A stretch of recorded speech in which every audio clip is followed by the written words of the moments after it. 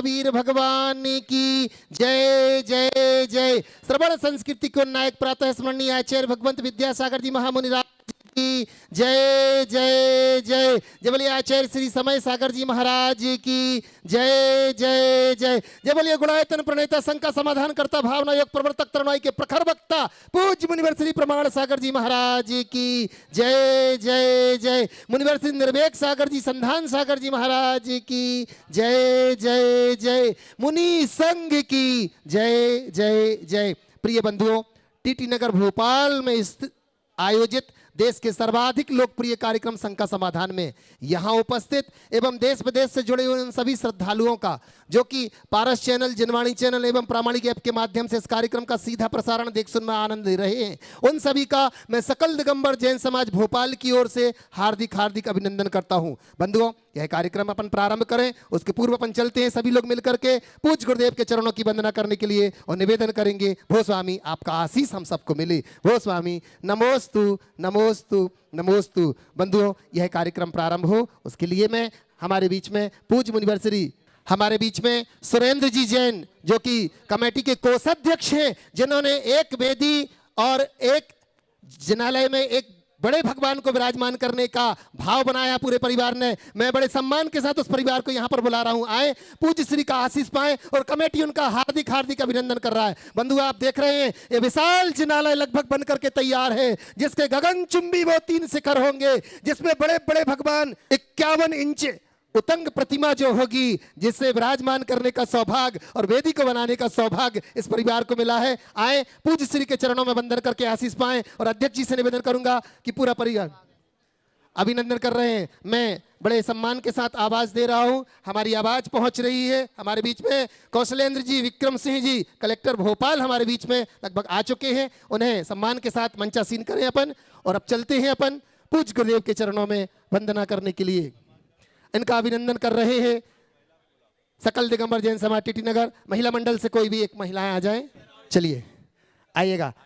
अच्छा, दामाद जी भी है साथ में? नहीं, होना चाहिए दामाद जी का भी अभिनंदन। दामाद जी का श्री नाम अर्पित जैन, जोरदार ताली बजा करके हम उनका अच्छा अमर जैन, अर्पित जैन, जोरदार ताली बजा करके अपन अभिनंदन कर रहे हैं। और अब मैं पूज्य मुनिवर श्री संधान सागर जी महाराज के चरणों की वंदना करते हुए अपनी ओर से और अपनों की ओर से निवेदन कर रहा हूं। मैं निवेदन करता हूं हमारे बीच में कौशलेंद्र विक्रम सिंह जी, कलेक्टर भोपाल हमारे बीच में है, मैं उनसे निवेदन करता हूं आए पूज्य गुरुदेव के चरणों में श्रीफल अर्पित करके आशीर्वाद भी प्राप्त कर रहे हैं। और हम उनसे निवेदन करेंगे मंचासीन होने के लिए, जोरदार ताली बजाकर उनका अभिनंदन। और सकल दिगंबर जैन समाज हमारे विक्रम सिंह जी का अभिनंदन कर रही है। इनका अभिनंदन करने के लिए मैं निवेदन करता हूं हमारे बीच में जेके जैन साहब, गीता जी हमारे बीच में है, ज्वाइंट कमिश्नर जो गुणायतन ट्रस्टी हैं, जोरदार ताली बजाकर उनका अभिनंदन करते हैं। साथ में अनीशा बहन भी है, जोरदार ताली बजा करके कलेक्टर साहब का अभिनंदन कर रहे हैं। तालियां तो बजाओ, बहुत बढ़िया। और इसी अभिनंदन की कड़ी के साथ अब अपन चलते हैं जिस सब का आपको इंतजार था। जहां शंकाएं तो हमारी हैं पर सम्यक समाधान पूज्य गुरुदेव है, जिन्होंने शंकाओं की नदी में बह रहे असंख्य भव्य जीवों को समाधान की नौका दी है। ऐसे पूज्य गुरुदेव के चरणों में चलते हैं। मंचासीन कीजिएगा कलेक्टर साहब को। और मैं पूज्य संधान सागर महाराज जी से निवेदन करता हूं इस कार्यक्रम को गति देने के लिए। नमोस्तु स्वामी, नमोस्तु स्वामी। आज का यह शंका समाधान सत्र टीटी नगर के इस विशाल पांडाल में यहाँ पर शुरू हो रहा है। पूज्य महाराज श्री जी के चरणों में प्रथम प्रश्न के लिए मैं आमंत्रित कर रहा हूँ अपने बीच में प्रशांत जी जैन, सेज यूनिवर्सिटी यहाँ पर उपस्थित है पूरी टीम के साथ में अपने विश्वविद्यालय। और भावना योग में भी जिनका बहुत बड़ा योगदान है, ऐसे प्रशांत जी जैन यहाँ पर आए और अपना प्रथम प्रश्न रखें। पूरी भावना योग की टीम, अनुभव, मैं सबके नाम नहीं बोल रहा, रवि भैया, सभी एक साथ खड़े हो जाएंगे और प्रश्न प्रशांत भैया रखेंगे। और उसके बाद में सुरेश जी जैन आईएएस, आपके भोपाल के ही एक प्रतिभा गौरव हैं, ऐसे वयोवृद्ध सुरेश जी जैन आईएएस तैयार रहें। बोलिए प्रशांत जी। त्रिभुवन नमस्तु सभी मुनि संघ के चरणों में। महाराज जी, बस जो अभी भावना योग, मैं इतने दिनों से भावना योग को फॉलो कर रहा हूँ और कर रहा हूँ, और अभी इस साल तो बहुत ही सुखद संयोग है कि आपके सानिध्य में, आपके मार्गदर्शन और आशीर्वाद में हमें भावना योग करने को मिलेगा। तो जो अंतर्राष्ट्रीय योग दिवस के दिन 21 तारीख को जो हमारा भावना योग का एक कार्यक्रम हो रहा है, तो पूरे देश में उस टाइम पे योग पे काम होगा। तो उस दिन सब लोग योग बहुत सारा कर रहे हैं, बहुत तरह का योग है। तो उस योग में और हमारे भावना योग में अगर उसमें क्या अंतर होगा, क्या उसमें लोगों को एक अलग सी अनुभूति होगी, बस उसी के लिए महाराज जी। देखिए, भावना योग एक अभिनव प्रयोग। जब भी योग की बात आती है तो हम सबका ध्यान प्रायः योग के प्रसिद्ध अर्थ आसन, प्राणायाम अथवा ध्यान, धारणा, समाधि की ओर चला जाता है। निश्चित ये हमारे देश की एक प्राचीन विधा है और उपयोगी, लेकिन भावना योग का संबंध इससे कुछ अलग है। भावना योग का मतलब है भावनाओं का योग। आज वैज्ञानिकों ने इस बात को अच्छे तरह से स्वीकार लिया है कि हमारा संपूर्ण जीवन हमारी भावनाओं से नियंत्रित और संचालित होता है। यदि प्राचीन भारतीय साधना की पद्धति को देखें, खासकर जैन साधना को देखें, तो जैन साधना पूरी तरह भावनाओं के निर्मलीकरण का मार्ग बताती है। भावनाओं के निर्मलीकरण के बल पर हम अपनी अंतश्चेतना को उज्ज्वल बना सकते हैं। हमारे यहाँ एक बड़ी पुरानी उक्ति प्रचलित है, यद भाव्यते तद भवति। हम जैसी भावना भाते हैं हमारा संपूर्ण जीवन वैसा हो जाता है। तो हम अपनी भावनाओं के बल पर अपने अवचेतन मन में ऐसे संस्कारों का बीजारोपण करते हैं जो हमारे संपूर्ण व्यक्तित्व में आमूल चूल परिवर्तन करता है।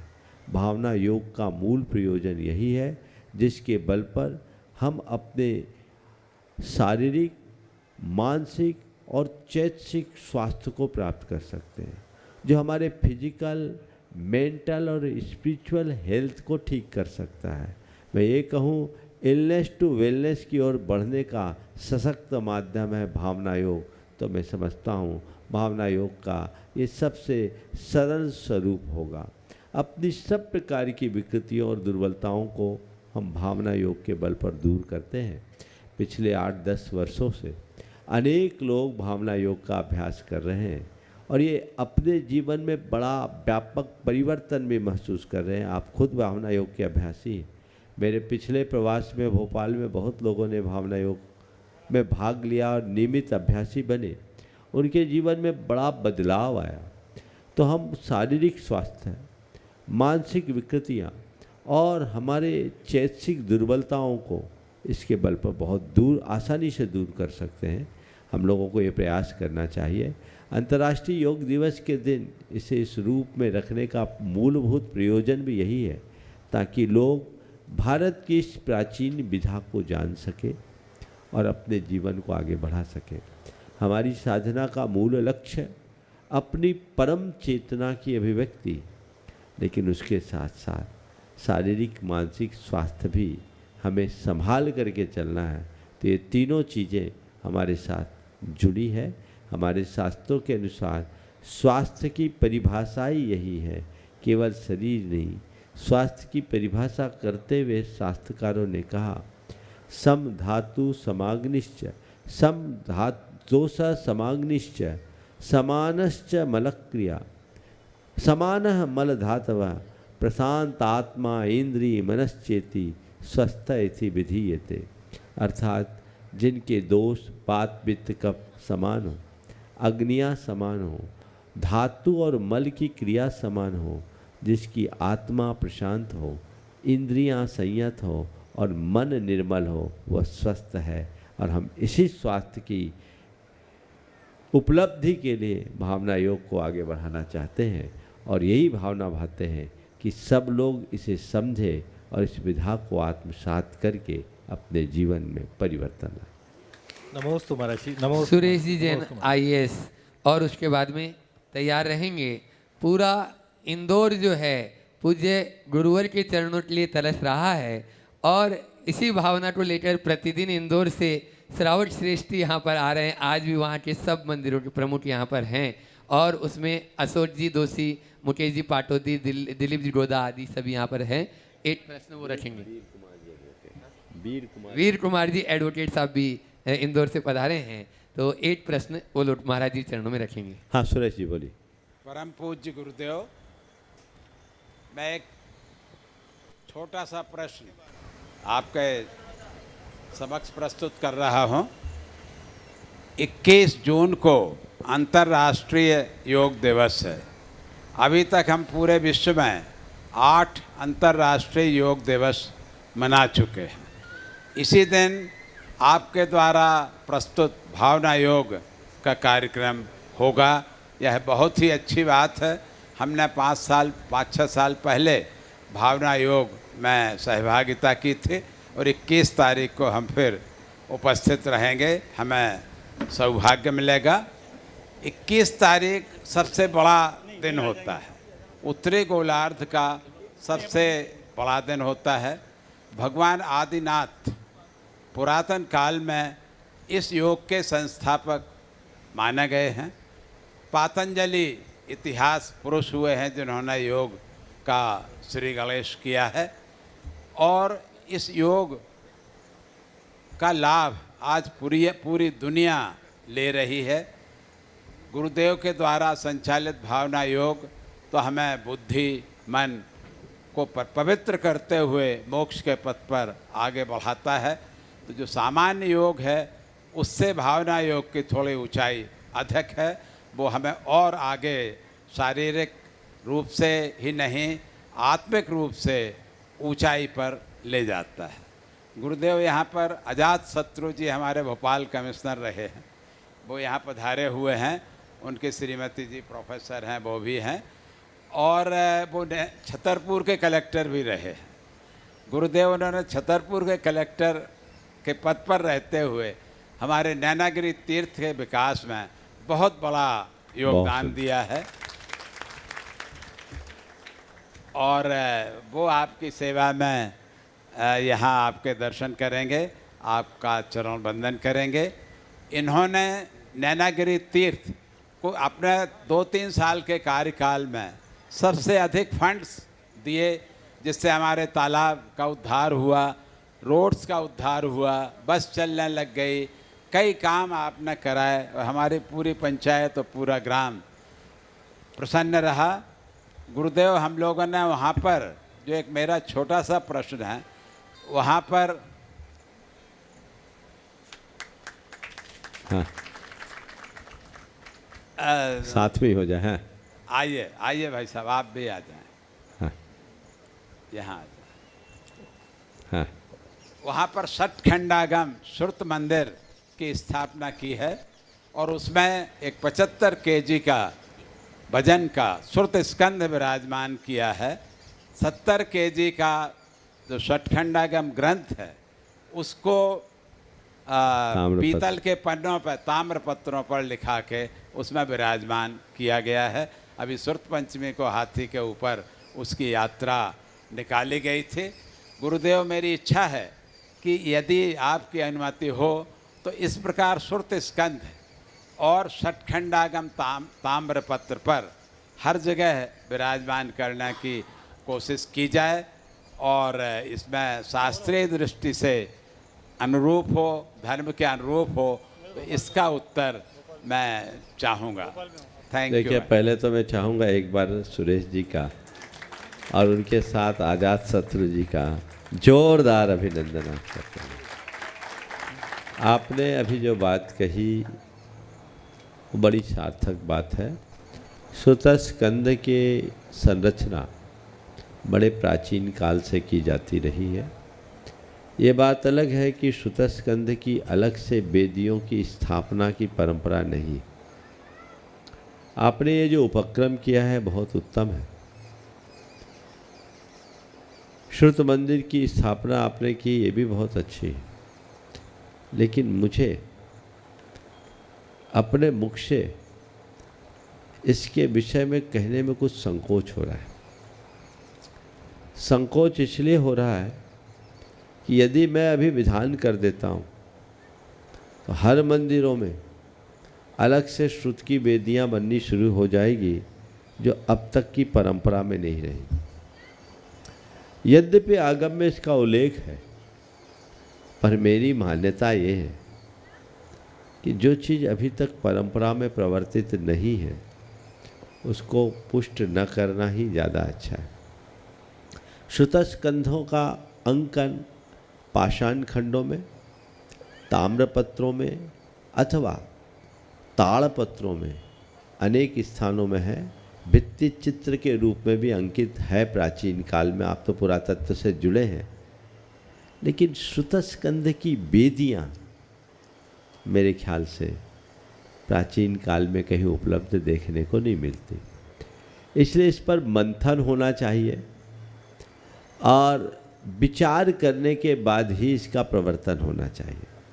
लेकिन आपने जो दूसरा कार्य बताया वो बहुत ही अनुकरणीय, प्रशंसनीय, सराहनीय कार्य है। वह है हमारे शास्त्रों को ताम्र पत्रों में अंकित करना। पीतल में अंकित करने से कोई लाभ नहीं, आप तो पुरातत्व के विशेषज्ञ हैं। ताम्रपत्र से इतिहास संरक्षित होता है। हमने अगर अपने ग्रंथों को ताम्रपत्र में अंकित कर दिया तो हजारों वर्ष के लिए वो सुरक्षित हो गया। इसलिए हर मंदिर में ऐसा एक स्थान होना चाहिए जिसे आप श्रुत मंडप या श्रुत मंदिर कुछ भी नाम दें, और हमारे मूल ग्रंथों की ताम्रपत्र पे अंकित कापी होनी चाहिए। और आजकल तो बड़ा सरल और सुगम हो गया।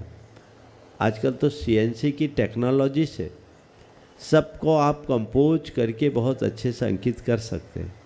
और हमने एक अभी उपक्रम प्रारंभ करवा दिया है।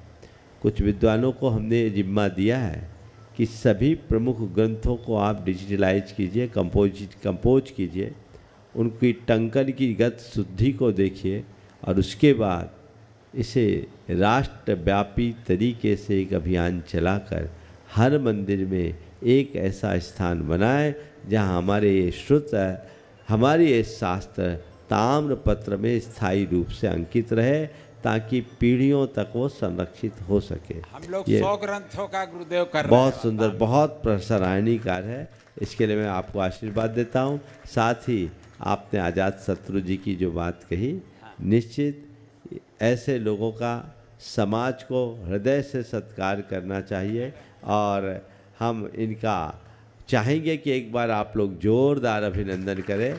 और आपके प्रश्न के बाद मैं चाहूँगा आप भी अपनी बात रखें। आजाद शत्रु जी श्रीवास्तव वे भी अपना प्रश्न रखेंगे। सपत्नी बहुत हाँ। सुंदर, ये भी आपसे प्रणाम करना चाहेंगे। बहुत सुंदर। हाँ, और उसके बाद में इंदौर। उसके बाद कलेक्टर साहब, इंदौर के बाद। मैं अत्यधिक अनुग्रहित हूँ आपका आशीर्वाद प्राप्त करके, और मेरे पास में शब्द नहीं है कहने के लिए। हाँ। और मन बहुत ही गदगद है। बहुत बहुत आशीर्वाद। बहुत बहुत आपका हमेशा कृपा रहे। आप मैं आपको केवल इतना बता दूं कलेक्टर। कि कुंडलपुर एक के मिनट। विशाल मंदिर की अनुमति, एक परमिशन आप जी महाराज जी। हाँ, आप संक्षेप में बोलो, फिर कलेक्टर साहब को बस जाना है। केवल इतना ही बता रहा हूं महाराज जी कि कुंडलपुर के विशाल मंदिर की अनुमति जो परमिशन होती है वो भाई साहब के हाथ की है। बहुत सुंदर, बहुत सुंदर। आपने दी थी। हाँ, अपने बीच में आज आपके भोपाल के यशस्वी कलेक्टर कौशलेंद्र जी विक्रम सिंह जी यहाँ पर उपस्थित हैं। और मैं चाहूँगा आज के इस सत्र में जो विशिष्ट अतिथि भी हैं वो अपना प्रश्न यहाँ पर सपरिवार यहाँ पर उपस्थित हैं, वे अपना प्रश्न परिवार नहीं है, आ जाए। हाँ, पूरा परिवार आ जाए। और कलेक्टर साहब अपना प्रश्न रख रहे हैं, उनको जाना भी। प्रश्न, निवेदन, उद्गार जो करना है। आपकी वाणी से हम सभी लोग यहाँ पे बहुत अभिभूत हुए, और आपने जो भी मार्गदर्शन दिया ये भावना योग का, इसका भी हमें तो अध्ययन नहीं है, लेकिन हम इसका थोड़ा सा जानेंगे, समझेंगे, और हमारे जीवन के लिए वो निश्चित रूप से बहुत बहुत बहुत आशीर्वाद। प्रणाम गुरुदेव। बहुत सुंदर। चलिए, ठीक है। आप बहुत व्यस्त हैं और इन लोगों का तो 24 घंटे काम चलता रहता है। हाँ हाँ, इसलिए मेरा आशीर्वाद होने जाने दीजिए। हाँ, इंदौर वाले अपनी बात कीजिए। पूरे देश के प्रतिदिन गुरुवर के चरणों में, क्योंकि चातुर्मास निकट है और लोग आते हैं और वो चाहते हैं कि हमारे गांव में चातुर्मास हो, ऐसी ही भावना लेकर इंदौर वाले भी प्रतिदिन लगे ही हैं। वो आज पूज्य महाराज श्री चरणों में अपना निवेदन भी और पूज्य अपना प्रश्न भी रखेंगे। और उसके बाद में सीए रचना जी पारक जो डायरेक्टर हैं एपीटी की। नमस्तु महाराज श्री, इंदौर शहर के समाज की ओर से आज महाराज सत्संग नमस्तु और छुल्लक जी को इच्छामी। पहले आपका निवेदन रानी जी दोषी करेगी। नमस्ते महर्षि। महर्षि, पंडित साहब रतनलाल जी शास्त्री जी उनके सानिध्य में और अभय भैया के सानिध्य में एक इंदौर की सकल दिगंबर जैन समाज की एक मीटिंग हुई, सकल समाज की हुई। उसमें महर्षि सभी का यही कहना था कि हम भोपाल चले और उसी का यह है कि 23 तारीख को 51 बसें इंदौर से भोपाल आ रही है और ये तो 51 लाख जनता है इंदौर में। एक हाँ, वो प्रतिनिधि करेगी, लेकिन उससे ज़्यादा ही बसें यहाँ आ रही है और कुछ कार भी साथ में है, शायद 108 कार भी आ सकती है। तो महर्षि सब पूछते हैं कि कब बिहार होगा महर्षि का और कब इंदौर की तरफ आएंगे, तो एक बार आप घोषणा कर दीजिए कि कब इंदौर की तरफ आएंगे। अभी तो बहुत प्रतीक्षा करनी होगी। आप लोगों को पता है हम लोगों को आगम में क्या विधान है? हम लोग रोटी भी चक्कर लगवा के खाते हैं। समझ गए ना? इतना इजी नहीं है, लगे रहिए। 23 तारीख को आप आ रहे हैं, आपका काम अपना काम करना है और हम लोग अपना काम करेंगे। वीर कुमार जी कुछ कहेंगे? हाँ महाराज जी, एक छोटा सा प्रश्न है कि संस्कृत में लिखा है कि भावना भवतारिणी, तो भावना से क्या भौतिक कार्य भी संपन्न हो सकते हैं? बहुत बहुत अच्छा। पहले तो मैं चाहूँगा एक बार इन सभी का जोरदार अभिनंदन कर दें। ये वीर कुमार जी वो शख्स हैं जिन्होंने 52 गजा के संरक्षण में बहुत बहुत बड़ा योगदान दिया है। आप सबको पता है कि कुछ वर्ष पहले 52 गजा पर कुछ बादल छाए थे, लेकिन उस बादल के निवारण में वीर कुमार जी का महत्वपूर्ण योगदान है और पूरी कमेटी तो तत्परता से लगी ही। यहाँ उपस्थित सभी का एक बार आप लोग जोरदार अभिनंदन करें। ये सब बहुत अच्छे से जुड़े हुए और गुणायतन के प्रमुख स्तंभ भी हैं, इसलिए एक बार पुनः इनका अभिनंदन। आपने जो कहा कि भावनाओं से भौतिक तत्वों की उपलब्धि भी होती ही है।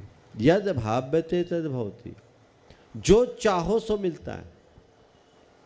आप अगर लोक चाहोगे तो लोक और लोकोत्तर चाहोगे तो लोकोत्तर।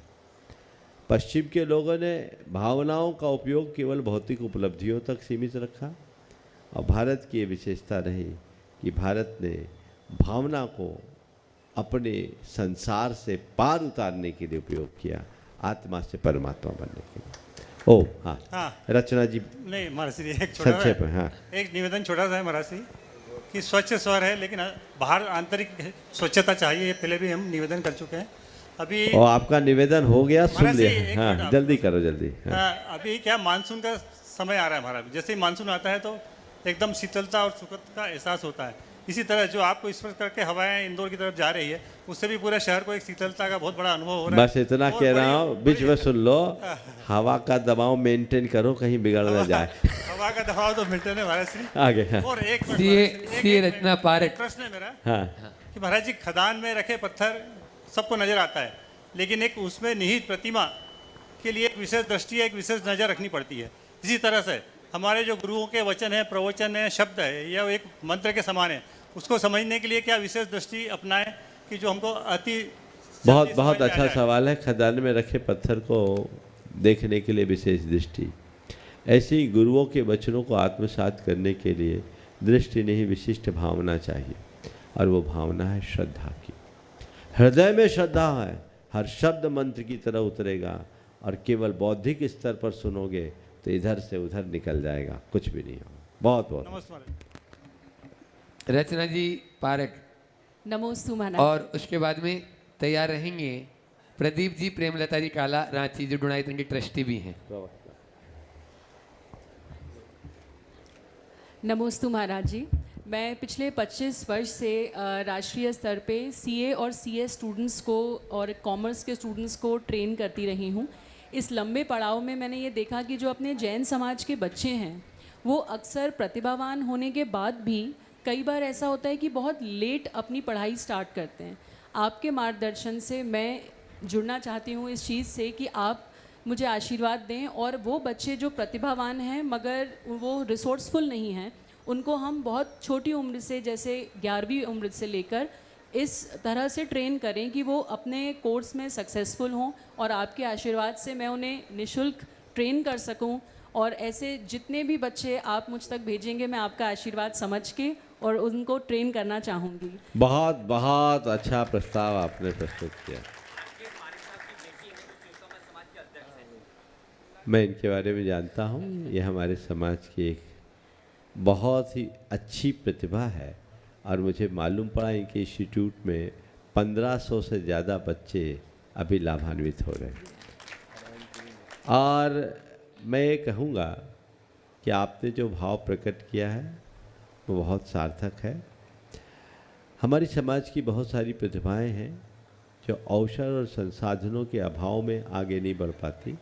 हमें उन्हें आगे बढ़ाने का पूर्ण प्रयत्न करना चाहिए। आपने जो प्रस्ताव रखा है, इस प्रस्ताव को तब सार्थक बनाया जा सकता है जब इसे थोड़ा और सुगठित करके रखा जाए। आप एक पूरी कार्य योजना बनाइए, इस मंच के माध्यम से उसे प्रस्तुत किया जाए और इसे पूरे देशव्यापी तरीके से फैलाया जाए ताकि लोग जुड़े। सिद्धांत भी इस तरह की रुचि रखता है, इसके साथ कुछ और लोग भी हैं इंदौर में जो इससे जुड़ करके काम करते हैं और भी कई CAs हैं। क्यों न इसका एक ऑर्गेनाइज्ड रूप बनाया जाए, क्योंकि मुझे पता है इस मंच से घोषणा करने के बाद 1-2 नहीं हज़ारों नाम आ जाएंगे। तो उसे व्यवहारिक रूप से ठीक किया जा सके, ये प्रयास करने पर परिणाम अच्छा आएगा। इसलिए हमको उसको देख करके चलना चाहिए। आपने जो भाव रखा है बहुत अच्छा है। मैं यही कहूँगा इसे और अच्छे से तैयार कर लो। आप ही की प्रेरणा से आपका बहुत आशीर्वाद सुंदर, बहुत बना सुंदर, बहुत सुंदर। नमोस्तु महाराज जी। हाँ प्रदीप, अगला नाम बोलो। हाँ प्रदीप। प्रदीप जी प्रेमलता जी काला, जो डुनाइतन के प्रवक्ता भी हैं, रांची से अपने बीच में झारखंड से आए हैं। जोरदार ताली से उनका स्वागत अभिनंदन करें। और उसके बाद में तैयार रहेंगे अरविंद जी मनीषा सुपारी परिवार, जो डुनाइतन के ट्रस्टी हैं। नमस्ते गुरुदेव। नमस्ते गुरुदेव। कल संध्या को इंदौर में ढाई दीप के मंदिर का दर्शन किया था मैंने। हमारे शास्त्रों में जो लिखी हुई संरचना है बहुत अच्छी तरह से बनाई हुई है, लेकिन एक विशेषता देखी जो मन में एक शंका आ गई। पूरे मंदिर में कहीं पर भी कोई नाम नहीं लिखा हुआ था और बहुत ही बड़ी संरचना थी वो। तो मेरी शंका ये है कि जब हम धर्म के प्रति, धर्म के आयतनों के प्रति, धर्म की संस्थाओं के प्रति यदि हम अपना कुछ भी समर्पण करते हैं तो वह श्रद्धा का विषय है, समर्पण का विषय है, या अपने परिवार के या अपने अहम की तुष्टि का विषय है। पहला प्रश्न यह था। और इसी के साथ में प्रति प्रश्न है कि समाज के संस्थाओं में भी देखा जाता है कि लोग अपने व्यक्तित्व को वहाँ पर स्थापित करने के लिए, कहीं ना कहीं अहम की तुष्टि करने के लिए कई पदों पर आश्रित हो जाते हैं। उनके अंदर में शायद वो समर्पण की भावना या समाज के लिए कुछ कर गुजरने की भावना कम होती है, अपने आप को जो है छा जाने की भावना कुछ ज़्यादा होती है। तो ऐसे में आपका मार्गदर्शन चाहिए कि हमारा विचार कैसा होना चाहिए, हमारी श्रद्धा कैसी होनी चाहिए, हमारा समर्पण कैसा होना चाहिए गुरुदेव।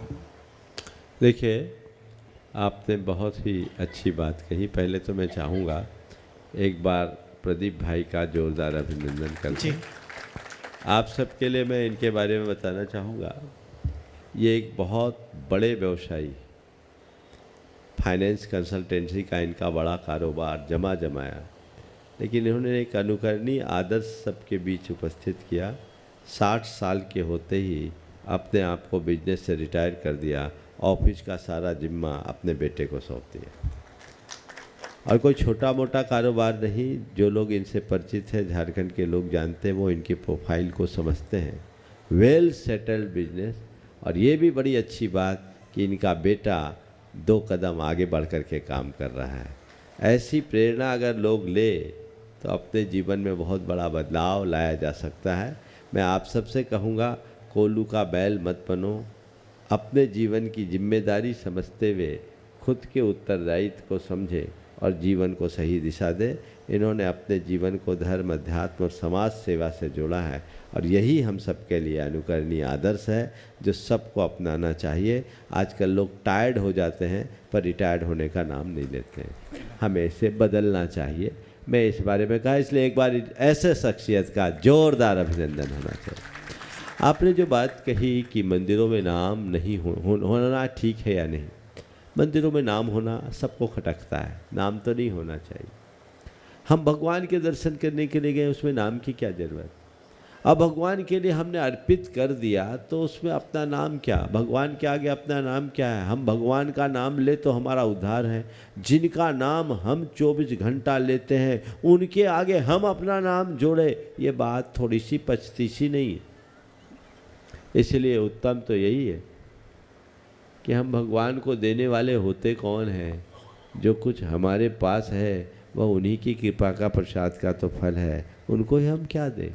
जी गुरुदेव। लेकिन इस धारणा में मेरे एक बदलाव आया। बदलाव कब आया कि जब मैं कोलकाता में था। कोलकाता में बहुत सारे जैन बंधु जो कभी अग्रवाल जैन थे, जैन धर्म से विमुख होकर वैष्णव हो गए, वैष्णव धर्म का अनुपालन करने लगे। जब मुझे मालूम पड़ा उनमें से बहुत से ऐसे भी परिवार थे जिन्होंने बड़े बड़े मंदिर बनाए, तो मैंने लोगों को फिर से जैन धर्म से जोड़ने का प्रयास किया। उसमें एक व्यक्ति किस भाव से जुड़ा, वो नया मंदिर में गया था और नया मंदिर में एक किनारे एक शिलापट्ट लगा था और उसमें उसके परदादा का नाम लिखा था। तो उसने उस नाम को पढ़ा और कहा, भैया मेरे परदादा ने यहाँ मंदिर में भगवान विराजमान किया, बेदी बनाई, मैं जैन हूँ, मुझे भी कुछ करना है और मैं करूँगा। तो मुझे लगा कि पीढ़ियों को सुधारने के लिए यदि नाम अंकित होता है तो इसमें कुछ बुरा नहीं है, लेकिन नाम के लिए अंकित मत करो। जो अच्छा काम करे उसका नाम अंकित करो, पर जो भी नाम अंकित हो वो इस रीति से हो कि दर्शन आदि करने में किसी प्रकार की कोई को असुविधा ना हो। जब भगवान के समक्ष जाएं तो केवल भगवान हो। एक दीर्घा बना दे जिससे हमारे इतिहास का पता लगे, और उस तरीके से करना बुरा नहीं है। आने वाले दिनों के इतिहास को संरक्षित रखने के लिए भी हमें इस तरह की प्रक्रिया अपनानी चाहिए, लेकिन केवल नाम के लिए नाम करना ठीक बात नहीं है। ये अपने को ध्यान रखना चाहिए। और समाज के पदों की बात है तो मैं तो यही कहता हूँ, धर्म आयतन या सामाजिक संस्थानों को आप श्रद्धा के आयतन के रूप में स्वीकार कीजिए, उसे सत्ता का अधिष्ठान मत बनने दीजिए। यदि आप उन्हें श्रद्धा के आयतन के रूप में देखेंगे तो आपके अंदर अहंकार कभी नहीं आएगा, और सत्ता का अधिष्ठान मानकर जुड़ोगे तो सिवाय अहंकार के कुछ नहीं होगा। इसलिए अपने जीवन में एक बदलाव लाए। नमस्ते गुरुदेव, नमस्ते। अरविंद सुपारी परिवार अपना प्रश्न रखेंगे और आज यहाँ इस सत्र में गुरुवर के दर्शनार्थ गीता जी जो जॉइंट कमिश्नर हैं वे यहाँ उपस्थित हैं। गीता जी जेके जैन, अनीसा वे अपना जॉइंट कमिश्नर नहीं, जेके जैन जॉइंट कमिश्नर है। जेके जैन साहब जो जॉइंट कमिश्नर है, बिना पढ़े डॉक्टर नहीं बनने वाली बात हो गई। हाँ चलो, गीता जेके जैन साहब जो जॉइंट कमिश्नर हैं वे अपना प्रश्न रखेंगे और उसके बाद पहले अरविंद जी सुपारी परिवार। हाँ तैयार, जल्दी फास्ट।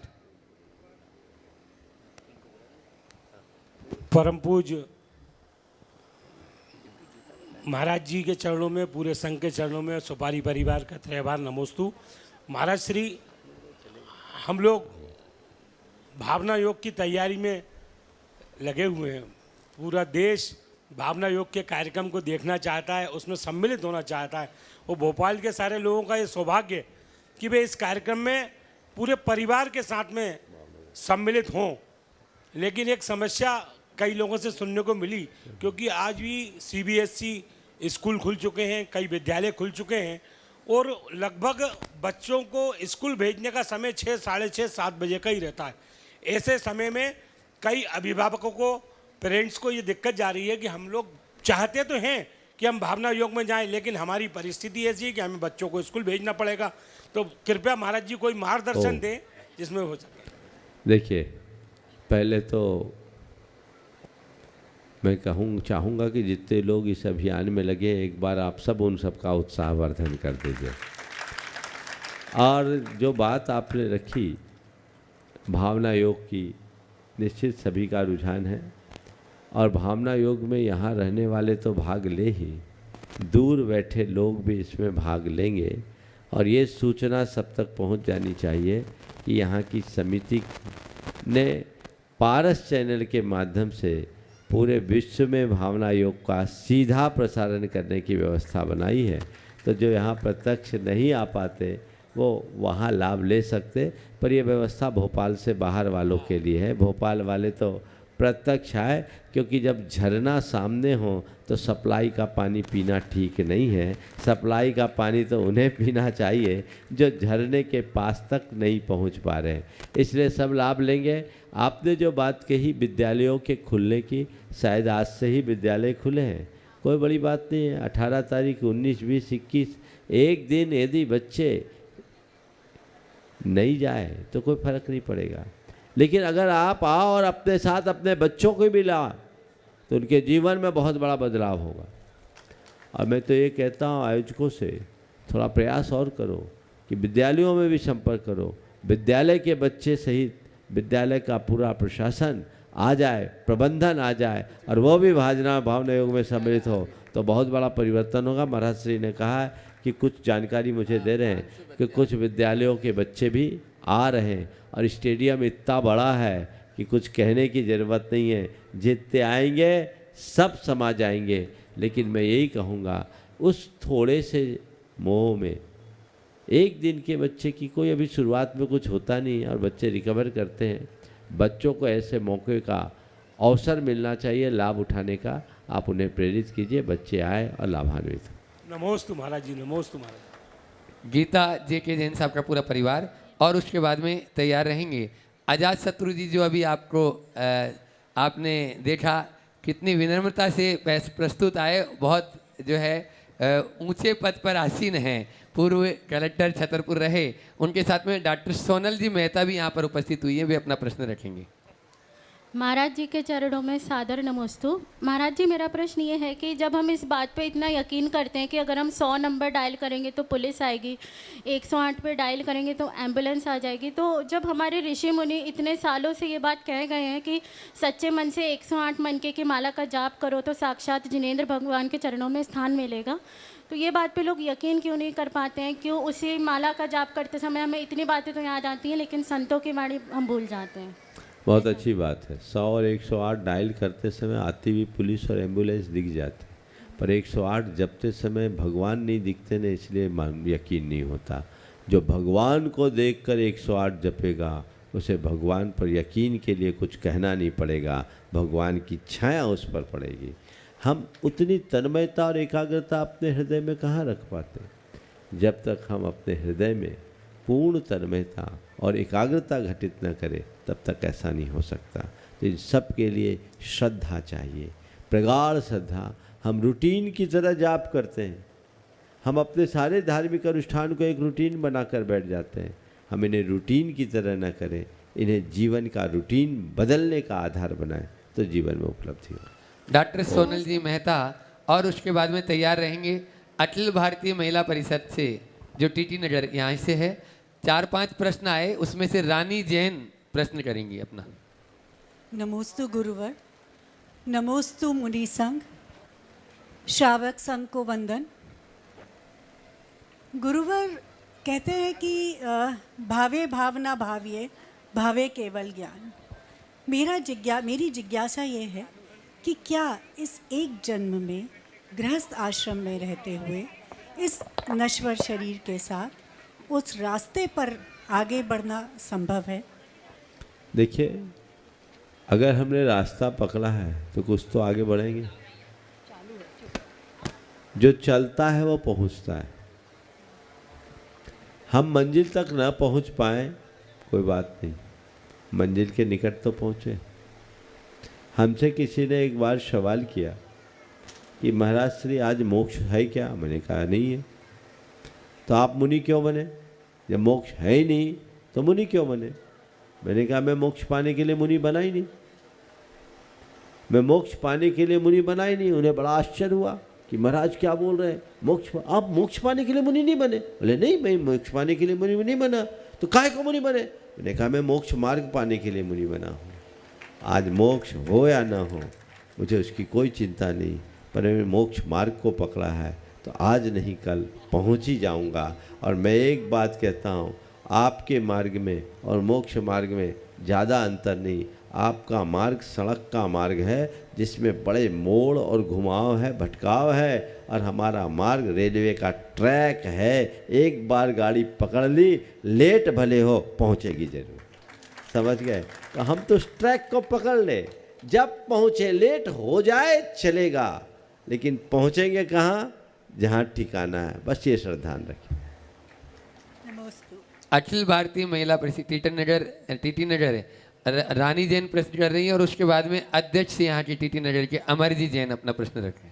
नमोस्तु नमोस्तु नमोस्तु महाराज जी। पूरी कमेटी के साथ में हो जाएंगी तैयार। अखिल भारतीय अध्यक्ष जी। महिला परिषद तरफ की नमोस्तु महाराज जी।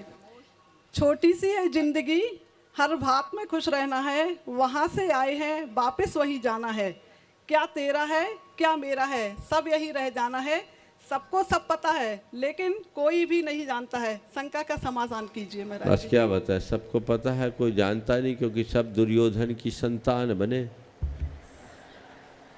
दुर्योधन की संतान का मतलब क्या?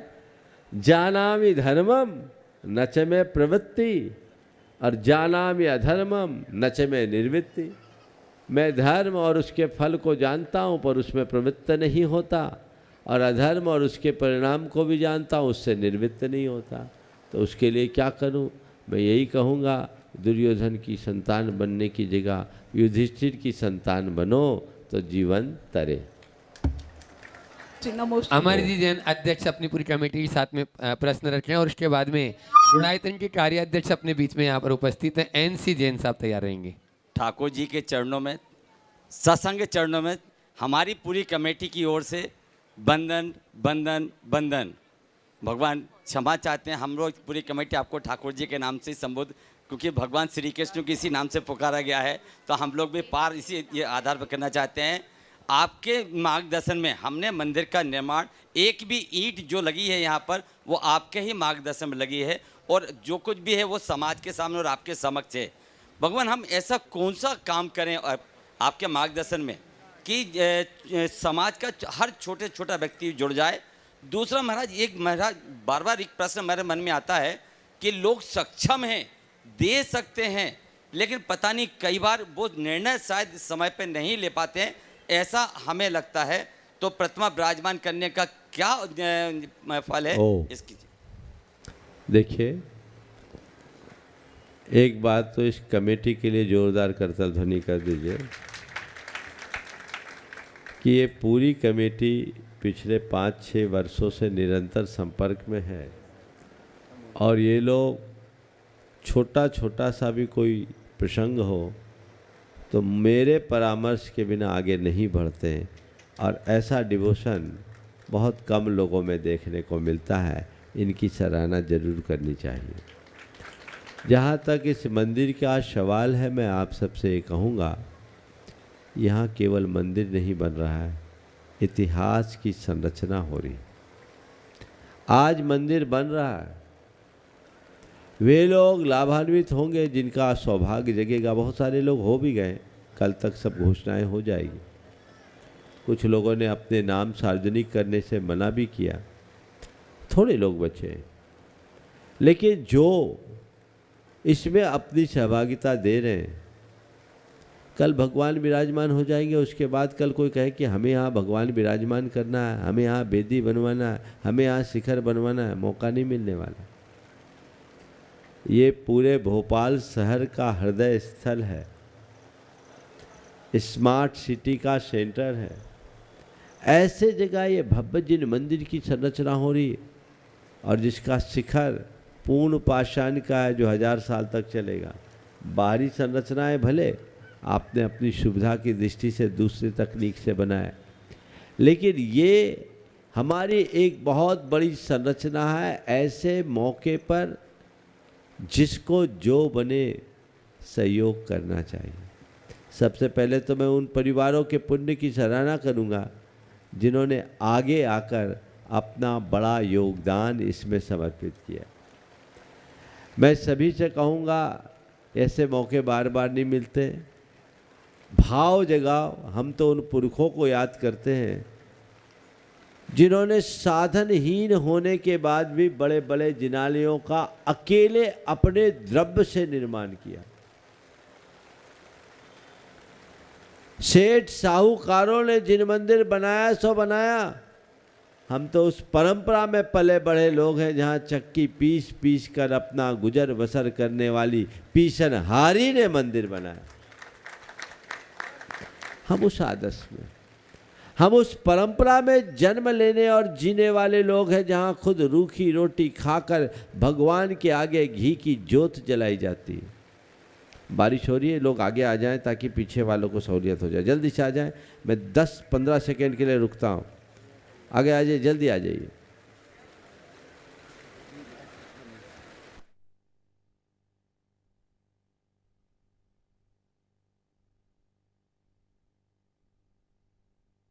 तो अमर भाई ने अच्छी बना ली। तो मैं आप सबसे कह रहा था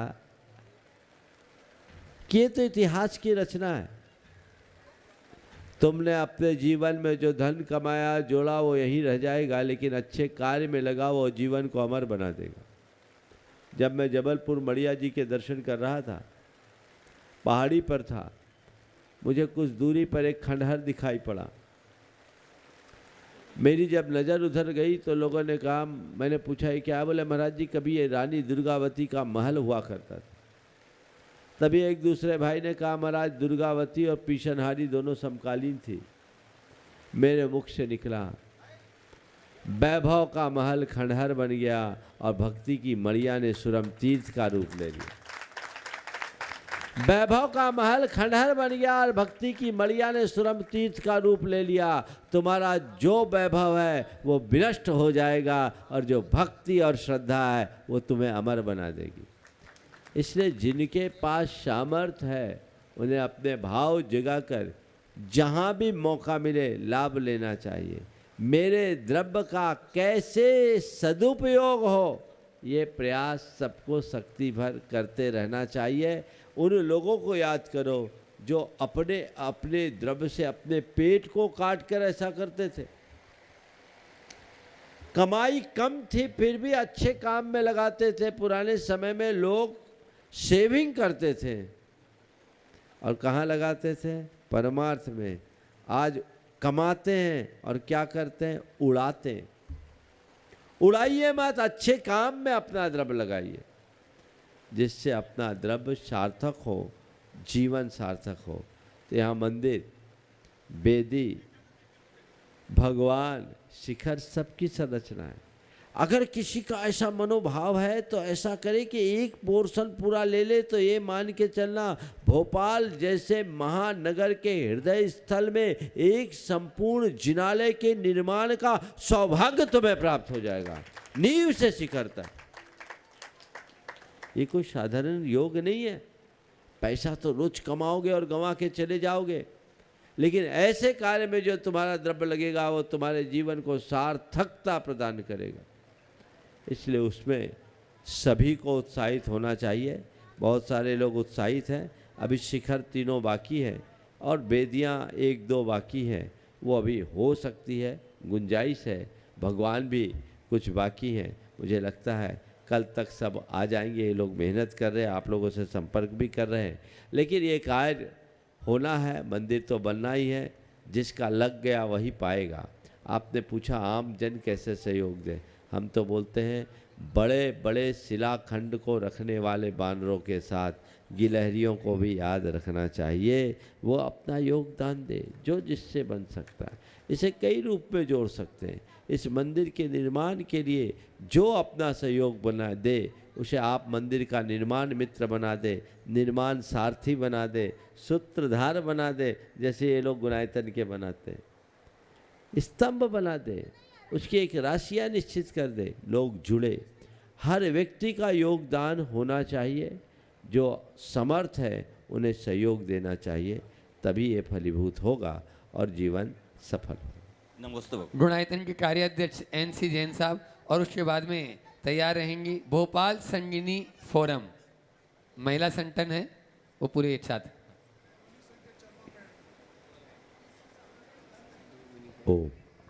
मुनि संघ के चरणों में मेरा, मेरे परिवार और समस्त मॉडल टाउन और दिल्ली जैन समाज का त्रैवार नमोस्तु। मुनिश्री कहते हैं कि लोहे को काम में नहीं लिया तो उसमें जंग लग जाती है, और पानी का निष्कासन नहीं हो तो उसमें भी शुद्धता खत्म हो जाती है, और जीवन में अगर सक्रियता नहीं हो तो दिमाग की ताकत नष्ट हो जाती है। तो जीवन की सक्रियता बनाने के लिए क्या करें कि हम समय पे अपने उद्देश्यों को पा सकें? जुगनू को याद रखो। जुगनू को देखा है ना? जुगनू में चमक कब तक रहती है? जब तक वो सक्रिय रहती। बस मुझे अपनी चमक, अपनी दमक बनाए रखना है, तो सक्रियता को बना करके चलना है, और सक्रियता हम बनाएंगे तभी हम सब कुछ कर पाएंगे।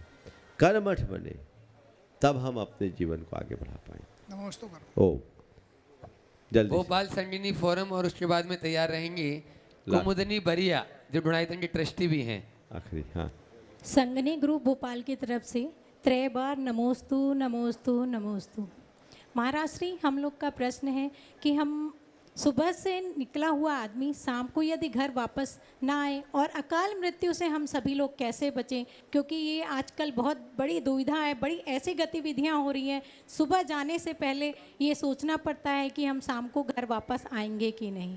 अकाल मृत्यु मतलब हम लोग टाल सके, ऐसा क्या करें कि अकाल मृत्यु से कोई हम नहीं बच टाल सकें? सकता, लेकिन सावधानी रखे जाए तो बहुत कुछ बदल सकता है। एक बार मुझसे किसी ने कहा कि हमारे देश में प्रतिदिन सड़क दुर्घटनाओं में होने वाली जो मृत्यु है वो कोरोना की मृत्यु से भी कई गुनी है, और इसकी वजह है कि आप सुरक्षा के प्रावधानों को ठीक तरीके से नहीं अपनाते। एक युवक ने इसी मंच से कहा जो ऑस्ट्रेलिया में था, उसने भारत में होने वाली सड़क दुर्घटना जन मृत्यु के आंकड़े भी प्रस्तुत किए, और ऑस्ट्रेलिया जैसे देश में कहा वहाँ बिल्कुल नगण्य है, और उसका कारण स्पष्ट करते हुए कहा वहाँ सुरक्षा के सारे प्रावधानों का लोग पालन करते हैं और भारत में इसका पालन नहीं होता, इसलिए लोग अपनी जान गंवा देते हैं अकाल में। कितने लोग हैं जो टू व्हीलर पर हेलमेट पहनकर चलते हैं? प्रावधान के अनुसार चलाने वाला और बैठने वाला दोनों को हेलमेट लगाना चाहिए। अगर आप लगाएंगे तो सुरक्षित होंगे। कोलकाता में एक युवक जो बाइक से जा रहा था, एक कार से टकराया, 14 फीट हाइट तक उछला, आमने सामने की टक्कर, और 40 फीट दूरी पर गिरा। हेलमेट पहना हुआ था, बच गया, कुछ हड्डियां टूटी, लेकिन आज सलामत। ऐसे तो चीज़ें, तो जो चीज़ें सेफ्टी के रूल्स को तो आपको फॉलो करना होगा। गाड़ी में बैठते हुए सेफ्टी बेल्ट का प्रयोग करने में आप लोगों को तकलीफ होती। बैलून्स वाले व्हीकल्स बहुत कम लोग यूज करते हैं, तो कैसे काम होगा? सुरक्षा के प्रावधानों को अपनाएं, सावधानी से रखें, और एक काम और करें, घर से बाहर निकलें, नमोकार महामंत्र पढ़ते हुए पूरे शरीर को आप कवर कर लें, और ये सोचें कि मेरे चारों ओर सुरक्षा का कवच तैयार हो गया। आप लौटेंगे, सुरक्षित होंगे। और इसके बाद एक बात और कहूँगा, आप लोग कहीं जाओ, अभी ट्रेन दुर्घटना भी हुई, सुने 1-2 दिन पहले। कब हुई? हाँ, कल। तब कब क्या हो जाए तो एक रास्ता बताऊं, बच भी सकते हो और कदाचित नहीं बचे तो सही जगह जाओगे। एक उपाय, गाड़ी में बैठो, तो एक संकल्प लो, जब तक गाड़ी चलेगी तब तक मेरे चारों प्रकार के आहार का त्याग। गाड़ी जब तक चलेगी तब तक चारों प्रकार के आहार का त्याग, और मौन धरो, नमोकार जपो, अपने साथ सुमरनी ले लो या भगवान का नाम लेते चलो, वहीं बोलो जहाँ गाड़ी रुके। कर सकते हैं आप? फालतू की बातों से बचोगे। हाँ, मोबाइल का त्याग वो तो सबसे बड़ा काम है, और वो अगर आप बच गए तो कुछ हुआ भी तो भलाई होगा, बुरा नहीं होगा। ऐसा प्रयास सबको करना चाहिए। इस प्रकार आज के इस सत्र को समय हो गया। परम पूज कल देखिए आचार्य गुरुवर विद्यासागर जी महाराज की आने वाले 21 तारीख को आप सब याद रखेंगे।